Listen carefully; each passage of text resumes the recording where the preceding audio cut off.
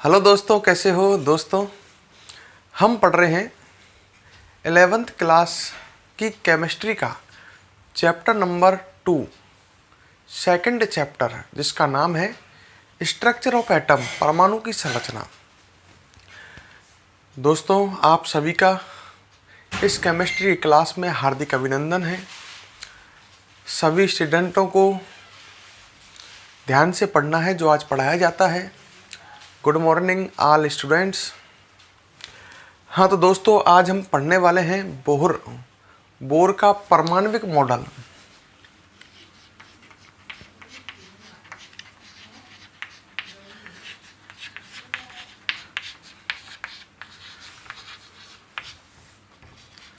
दोस्तों, आज हम बोर के परमाणविक मॉडल के बारे में पढ़ना पड़ेंगे।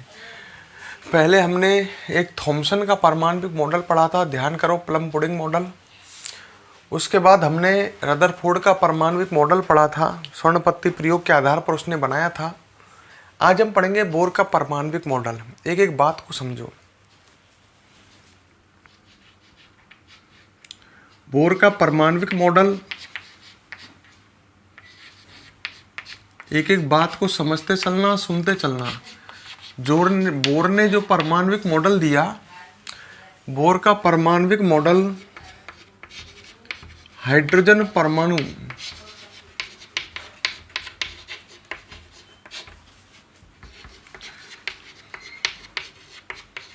की संरचना व स्पेक्ट्रम की व्याख्या करता है। एक एक बात को ढंग से सुनो और समझते चलो।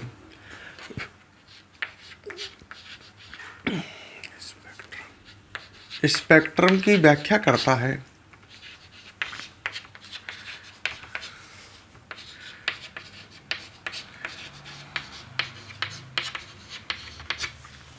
मतलब जो बोर ने परमाणविक मॉडल दिया दोस्तों, वो हाइड्रोजन परमाणु की संरचना को समझाता है और हाइड्रोजन के स्पेक्ट्रम की व्याख्या करता है।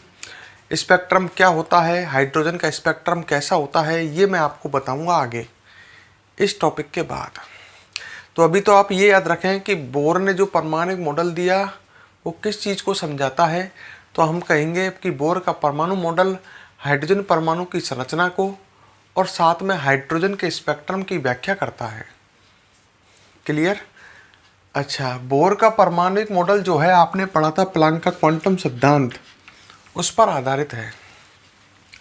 तो कोई पूछ ले कि बोर का परमाणविक मॉडल किस पर आधारित है, तो आप कहोगे कि बोर का परमाणविक मॉडल जो है दोस्तों, वो प्लैंक के क्वांटम सिद्धांत पर आधारित है। तो हम कह सकते हैं बोर का परमाणविक मॉडल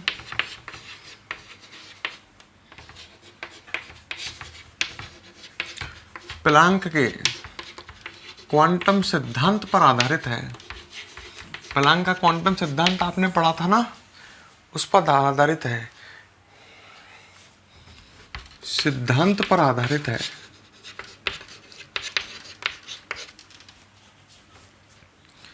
दो बात क्लियर।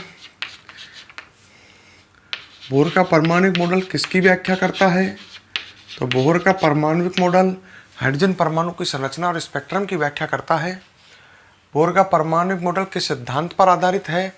तो बोर का परमाणविक मॉडल प्लैंक के क्वांटम सिद्धांत पर आधारित है। इसके बाद आया, इस मॉडल के प्रमुख बिंदु निम्न हैं।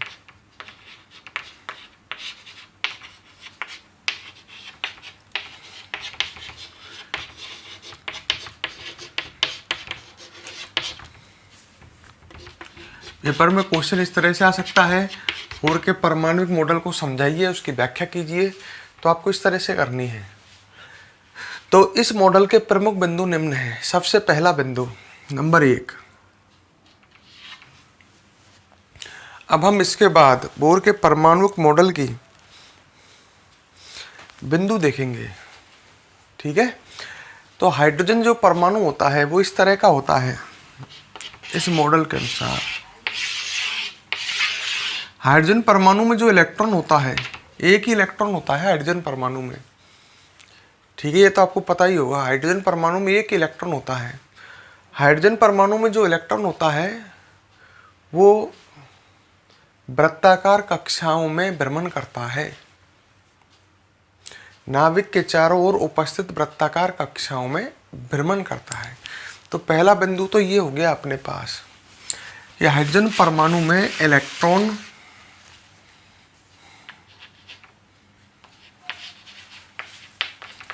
हाइड्रोजन परमाणु में उपस्थित इलेक्ट्रॉन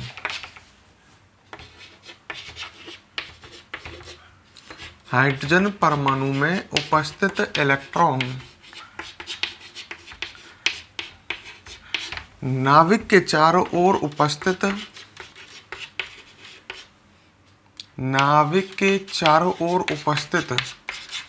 चारों ओर क्या होती हैं? वृत्ताकार कक्षाएं। नाभिक के चारों ओर उपस्थित वृत्ताकार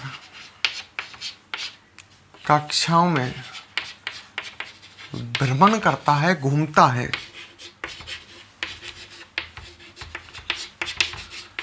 भैया हाइड्रोजन की बात कर रहा है, हाइड्रोजन परमाणु की।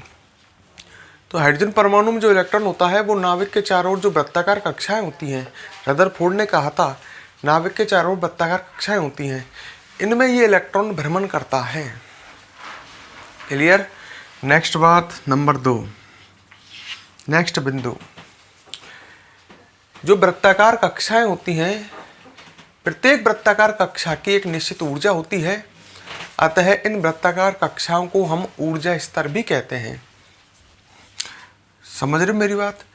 हाइड्रोजन परमाणु में नाभिक के चारों ओर वृत्ताकार कक्षाएं होती हैं और प्रत्येक वृत्ताकार कक्षा की एक निश्चित ऊर्जा होती है, अतः हम इन्हें ऊर्जा स्तर भी कहते हैं वृत्ताकार कक्षाओं को।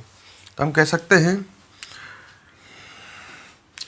प्रत्येक वृत्ताकार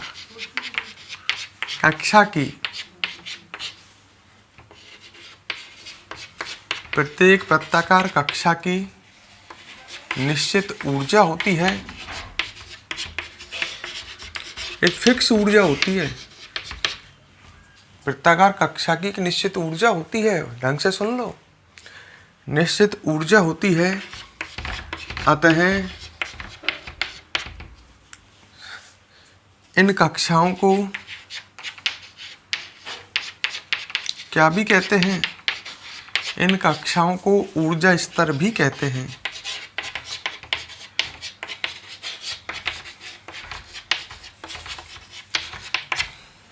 ठीक है, तो नोट करें यहाँ तक, फिर आगे समझेंगे।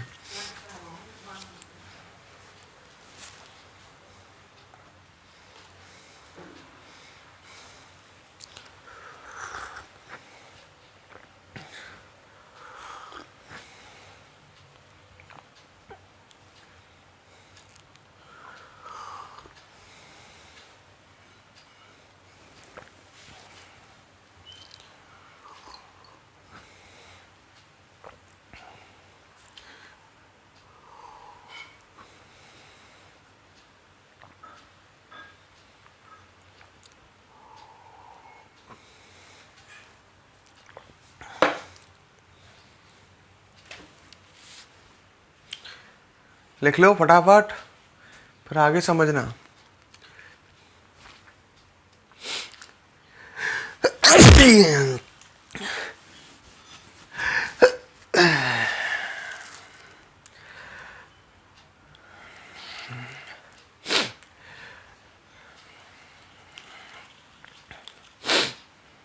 जल्दी लिखो।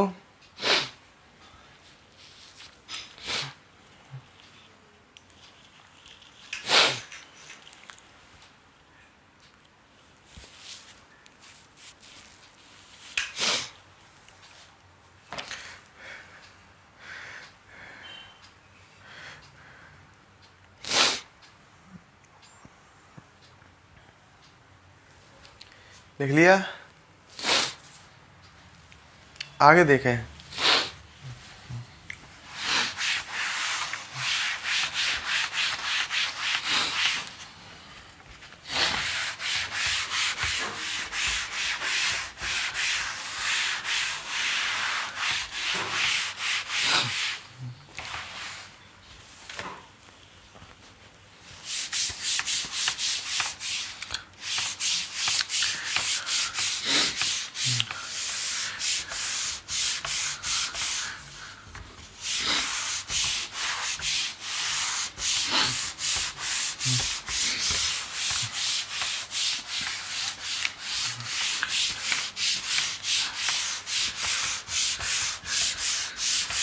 देखो इधर नेक्स्ट नंबर 3। हाँ, जो ये ऊर्जा स्तर हैं, ऊर्जा स्तर समझ गए, कक्षा एक ही बात है। नाविक के चारों वृत्ताकार कक्षा होती हैं या नाविक के चारों ऊर्जा स्तर होते हैं। इन कक्षाओं को, इन वृत्ताकार कक्षाओं को, एक एक बात को समझते चलो।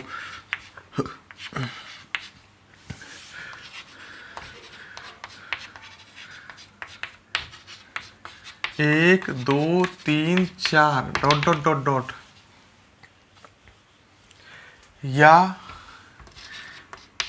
के L M N dot dot dot से प्रदर्शित करते हैं।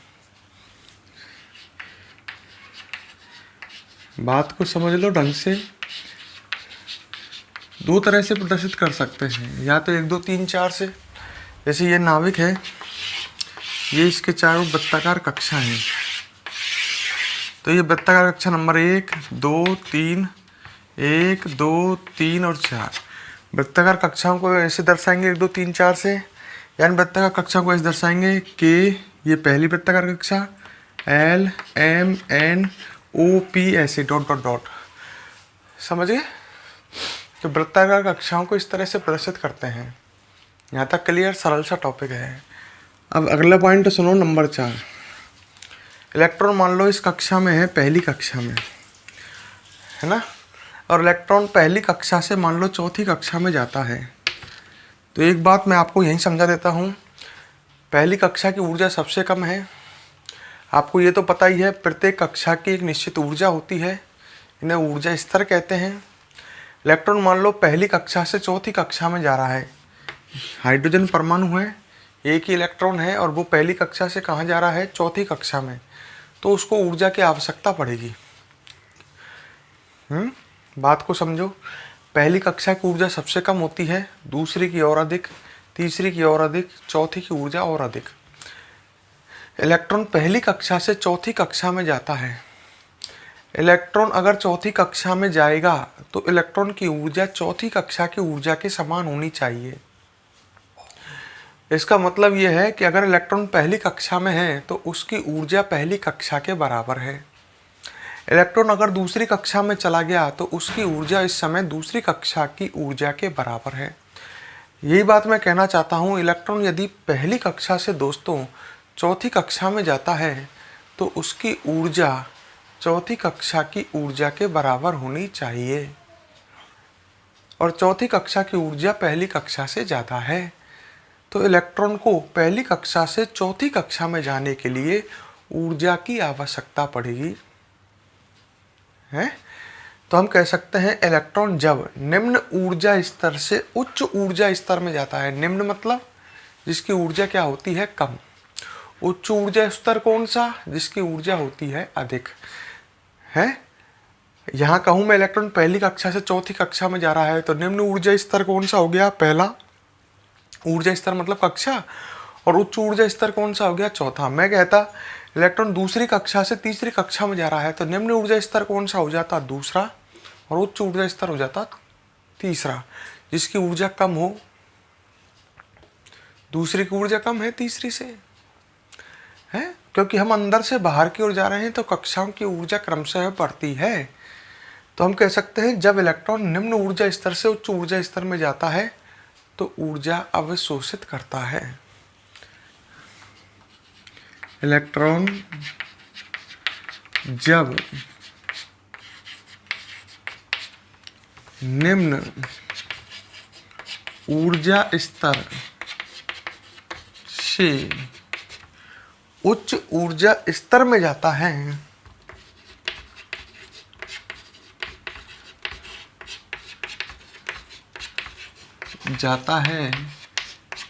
तो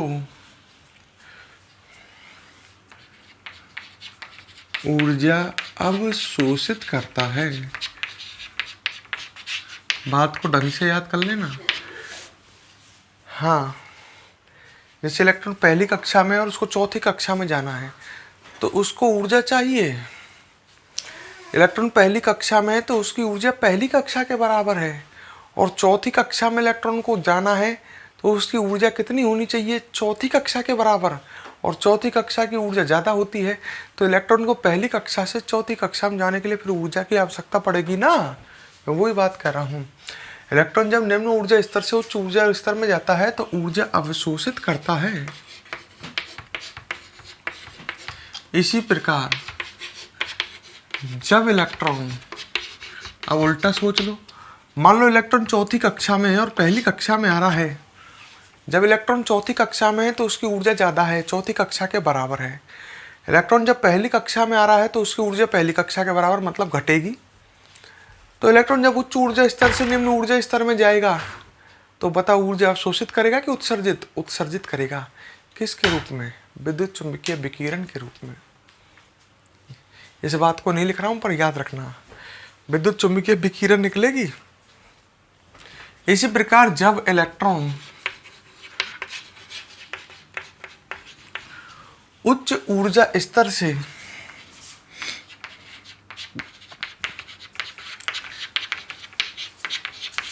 निम्न ऊर्जा स्तर में आता है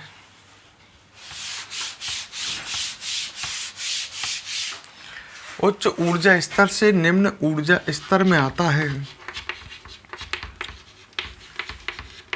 है तो ऊर्जा उत्सर्जित करता है। ऊर्जा उत्सर्जित करता है। ठीक है, हम अतः एक फॉर्मूला बना सकते हैं, अवशोषित या उत्सर्जित ऊर्जा। बात को ढंग से सुन लेना, अवशोषित या उत्सर्जित ऊर्जा,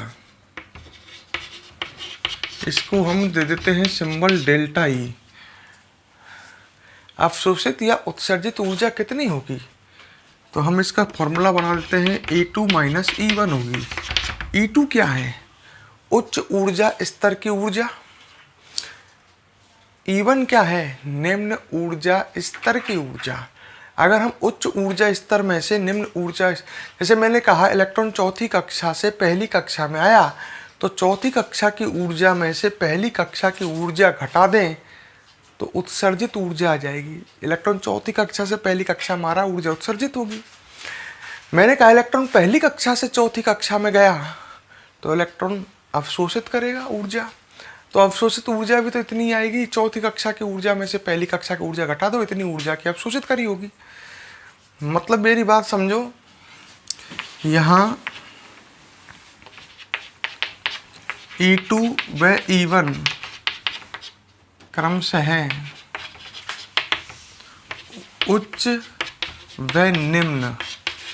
E2 तो हो गई उच्च और E1 हो गई निम्न ऊर्जा स्तरों की ऊर्जा है।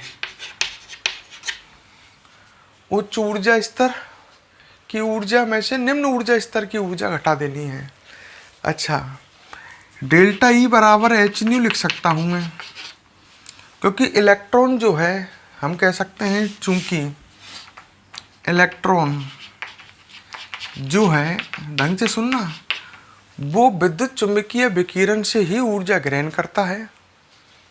इलेक्ट्रॉन को निम्न, अरे यार इलेक्ट्रॉन मान लो पहली कक्षा में, उसको चौथी कक्षा में जाना है, तो ये कहाँ से ऊर्जा ग्रहण करेगा? विद्युत चुंबकीय विकिरण से। विद्युत चुंबकीय विकिरण जो हमारे आसपास उपस्थित हैं, प्रकाश में सब जगह हैं ये, तो इलेक्ट्रॉन विद्युत चुंबकीय विकिरण से ऊर्जा अवशोषित करता है। और इलेक्ट्रॉन जब उच्च कक्षा से निम्न कक्षा में आता है तो ऊर्जा उत्सर्जित करता है, वो भी किसके रूप में? विद्युत चुंबकीय विकिरण के रूप में। हम कह सकते हैं इलेक्ट्रॉन ऊर्जा अवशोषित, चूंकि इलेक्ट्रॉन ऊर्जा अवशोषित, ढंग से समझ लेना, विद्युत चुंबकीय विकिरण द्वारा करता है।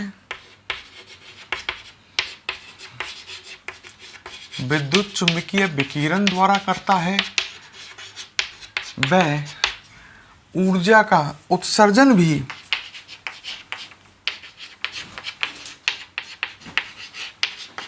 उत्सर्जन भी किसके रूप में करता है, मतलब ऊर्जा उसको उत्सर्जित करनी है इलेक्ट्रॉन को भी, तो भी किसके रूप में उत्सर्जित होगी, विद्युत चुंबकीय विकिरण के रूप में। ऊर्जा का उत्सर्जन भी विद्युत चुंबकीय विकिरण के रूप में करता है।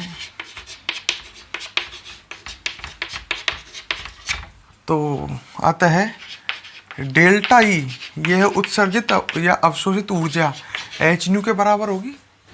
अरे उत्सर्जित या अवशोषित ऊर्जा विकिरण के रूप में ही तो होती है, और विकिरण की ऊर्जा होती है एच न्यू। तो हम लिख सकते हैं, इसको समीकरण 1 मान लेते हैं और इसको समीकरण नंबर 2 मान लेते हैं। समीकरण 1 व 2 से हम लिख सकते हैं एच न्यू, समीकरण 1 व 2 से हम लिख सकते हैं एच न्यू बराबर डेल्टा ई बराबर H new E2 minus E1, और न्यू बराबर हो जाएगा E2 माइनस E1 बटे H। खुद बना लेना है, E2 माइनस E1 बटे H हो जाएगा ना, सही है। न्यू बराबर आएगा E2 माइनस E1 बटे H। यह बोर की आवृत्ति का नियम कहलाता है। यह समीकरण क्या कहलाता है, बोर की आवृत्ति का नियम कहलाता है। दोबारा सुन लो, जो ये समीकरण दिख रहा है म्यू बराबर आवृत्ति ज्ञात करने का है ना, ये उत्सर्जित या अवशोषित विकिरण की आवृत्ति ज्ञात करने का ही तो फॉर्मूला है। तो हम कह सकते हैं, आगे डैश करके लिख देता हूँ, बोर की आवृत्ति का नियम, बोर की आवृत्ति का नियम। ये समीकरण जो है ये बोर की आवृत्ति का नियम है। क्लियर है मेरी बात को, एक एक को समझते हुए पढ़ रहे हैं ना। तो एक काम करो, अब इसे कंप्लीट यहाँ तक दोस्तों नोट करें।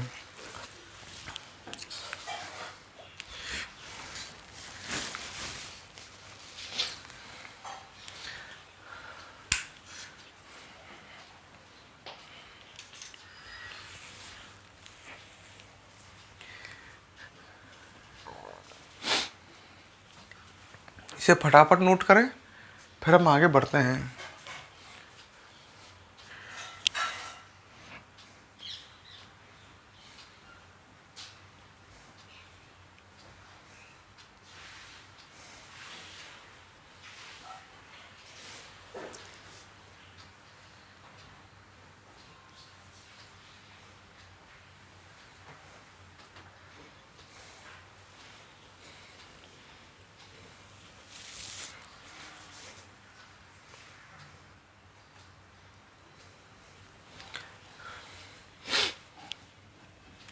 ठीक है, अगला देखें नंबर 5।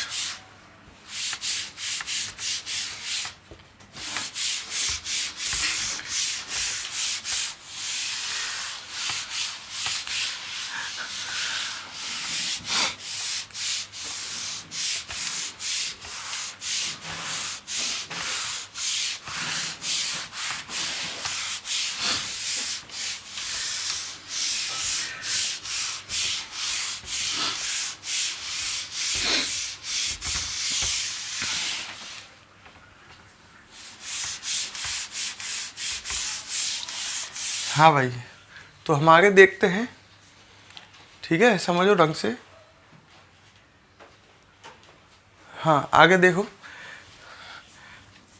Next point number 5।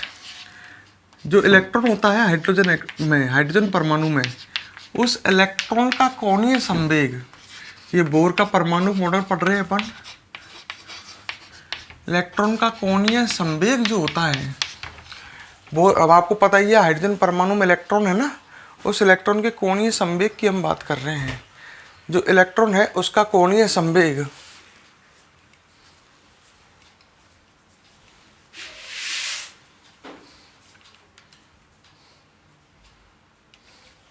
हाँ, इलेक्ट्रॉन का जो कोणीय संवेग है वो होता है MBR। ये बोर कहने जा रहा है इलेक्ट्रॉन का कोणीय संवेग mvr, m है इलेक्ट्रॉन का द्रव्यमान, वेग b है इलेक्ट्रॉन का वेग, और r जो है वो नाविक से इलेक्ट्रॉन की दूरी है। नाविक से इलेक्ट्रॉन की दूरी है, ये r है। त्रिज्या मान लो इसको, भले ही परमाणु त्रिज्या नहीं मान सकते, ज़्यादा बढ़िया है नाविक से इलेक्ट्रॉन की दूरी। तो इलेक्ट्रॉन का कोणीय संवेग है mvr, h/2π। h है प्लैंक स्थिरांक का पूर्ण गुणज होता है, पूर्ण गुणज है। इलेक्ट्रॉन का कोणीय संवेग h/2π का पूर्ण गुणज है, h/2π का पूर्ण गुणज है।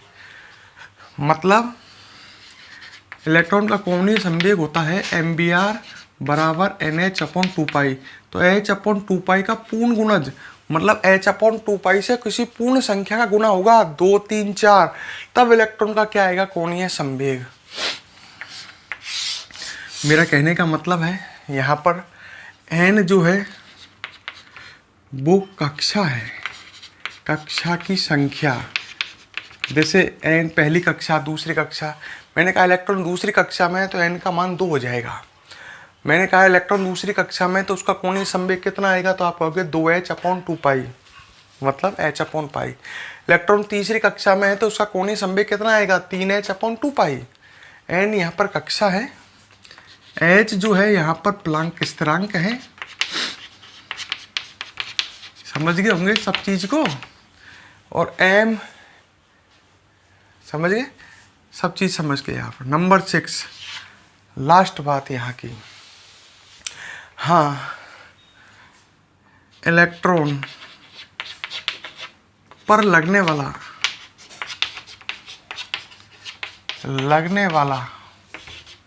अपकेंद्रीय बल, अपकेंद्रीय बल जानते हो? जो इलेक्ट्रॉन जो पता है, जैसे नाविक है, नाविक के चारों ओर ये इलेक्ट्रॉन है इस कक्षा में, तो इलेक्ट्रॉन गति करता है तो इसके ऊपर एक बाहर की ओर बल लगता है जिसको बोलेंगे अपकेंद्रीय बल। और इलेक्ट्रॉन नेगेटिव है, ऋणावेशित है, और नाविक में प्रोटॉन है, तो इलेक्ट्रॉन नाविक के साथ आकर्षण बल लगाता है, ये है अभिकेंद्रीय बल। ये तो अभिकेंद्रीय बल और ये अपकेंद्रीय बल।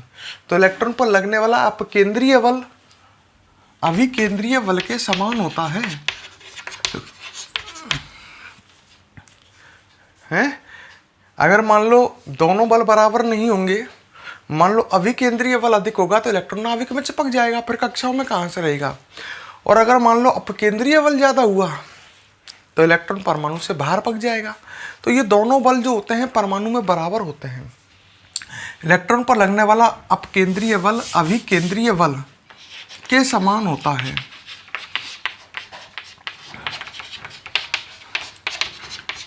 ठीक है, मतलब मैं कहना चाह रहा हूं अभिकेंद्रीय बल बराबर अपकेंद्रीय बल, अभिकेंद्रीय बल बराबर अपकेंद्रीय बल होता है।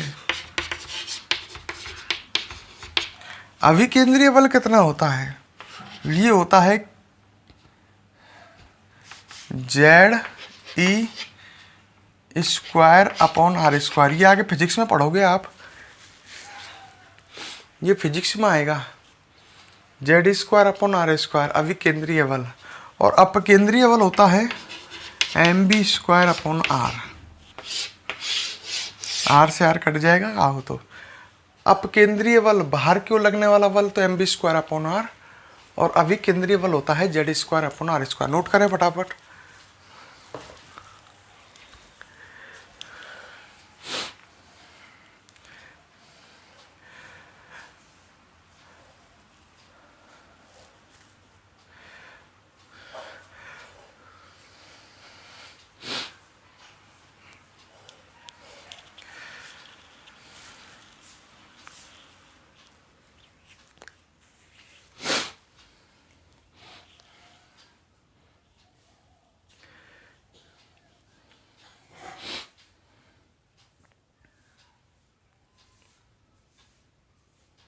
ये है, ढंग से तो शायद गलत लिखा गया, ये है अभिकेंद्रीय बल और वो है अपकेंद्रीय बल। अभिकेंद्रीय बल अपकेंद्रीय बल के बराबर होता है। नोट कर लिया। अब हम आपसे नेक्स्ट क्लास में मिलते हैं। वीडियो पसंद आए तो इसको लाइक तो ज़रूर कर दिया करो यार, कहनी पड़ेगी क्या हर बार।